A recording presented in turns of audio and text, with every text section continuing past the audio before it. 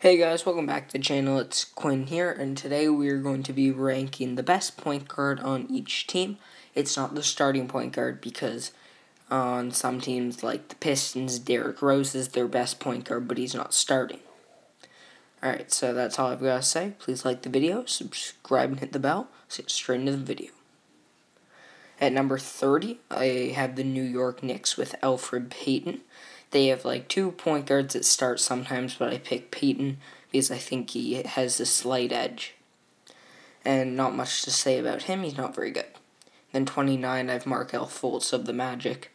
He's been playing better this season, but still isn't very good. At 28, I have the Bulls with Coby White. Not much to say about him either. He is having a great second half, and he was in the last video too. And now at 27, I have Lonzo Ball on the Pelicans. You guys might think he's a little low, but honestly, he hasn't really done much in his career. And then at 26, I have the Clippers with Patrick Beverley. He's a great defender, but that is about it. And then at 25, we have DeJounte Murray, also just a pretty good defender, but I think his potential is way higher than Patrick Beverley's. This isn't only on potential, but I'm including that somewhat here. And he's on the Spurs. Next at 24, we have the Hornets with Terry Rozier. Him and Devontae Graham are like the two guards. I just picked Rozier because I feel like he's more of the point guard. Next at 23, I have the Heat with Kendrick Nunn. He's a rookie, and he was on my all-rookie first team, and he went undrafted. At 22, I have the Cavs with Colin Sexton. I think he's in his second or third year now, and he's playing pretty well, but he could always be better. At 21, I have the Suns with Ricky Rubio. The Suns have never had a good point guard, really, after Steve Nash. But once they got Ricky Rubio, they started doing pretty well, but then they slowed down. At 20, I have the Jazz with Mike Conley. Last season, he probably would have been top 15 or even top 10, but this season he's fallen off a lot, so he's sitting there at 20. 19, I have the Bucks with Eric Bledsoe. Bledsoe's been pretty good this season on the Bucks and they have the best record in the whole NBA. At 18, I have the Pacers with Malcolm Brogdon. He was on the Bucks last year, and his shooting's very good. But that's all I've really got with him. Then at 17, I have the Pistons with Derrick Rose. Derrick Rose has been coming off the bench for them for some reason. I'm not sure why, but he just has, and he's been doing a really good job at it. Next, at 16, I have the Nuggets with Jamal Murray. Jamal Murray's one of my favorite players because he's Canadian. Next, I've got 15 with De'Aaron Fox of the Kings. He's super fast. He can dish, assist. He's just a very good all-around player. At 14, I've got one of my favorite players, Kyle Lowry. Kyle Lowry is leading the league with charges with 0.58 per game, and I just really like his play style. At 13, I've got the Grizzlies with Ja Morant. I was going to give Kyle Lowry the edge over him, but Ja Morant this season's just been so good, and he's a rookie.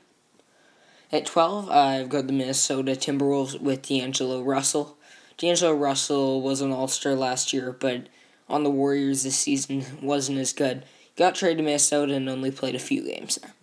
At 11, I have the Wizards. It's John Wall. He's been hurt for a very long time. He probably could be higher on this list if he was fully healthy, but I'm not totally sure how he's going to come back. At 10, I have the OKC Thunder with Chris Paul. Chris Paul's been a very good player this season, but he's getting up there in age. Now at 9, I've got Ben Simmons of the 76ers. Ben Simmons has had a pretty good season, but he hasn't really got much better, but he also hasn't got any worse. At number 8, I have the Rockets with Russell Westbrook. After Westbrook being traded from OKC to Houston, he hasn't been averaging his triple-double like he usually does, but he's still being a very good player. At 7, I have the Celtics with Kemba Walker. Celtics are doing very well this season. Kemba Walker is a player who is contributing that a lot, as well as Jason Tatum and Jaylen Brown. At 6, I've got the sophomore player on the Hawks, Trae Young. Trae Young was a first-time All-Star this season, and he was a starter. Most players, that doesn't happen. You're usually a bench player before a starter on the All-Star game. At 5, now we're at top 5, I've got the Brooklyn Nets with Kyrie Irving.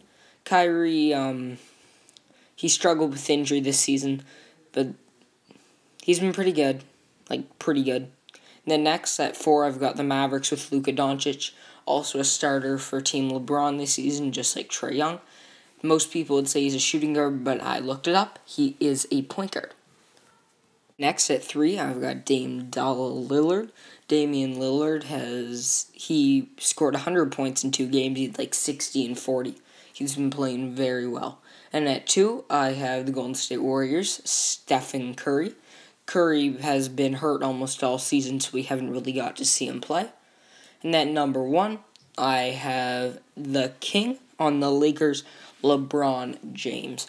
LeBron is a point guard. He hasn't always been, but he is on the Lakers because of the other players around him. I'm not sure what Siri says. Let's see what Siri says. What position is LeBron James? She's probably going to say he's a small forward. Yeah. She's saying he's a small forward, but I say he's a point guard. It can go either way.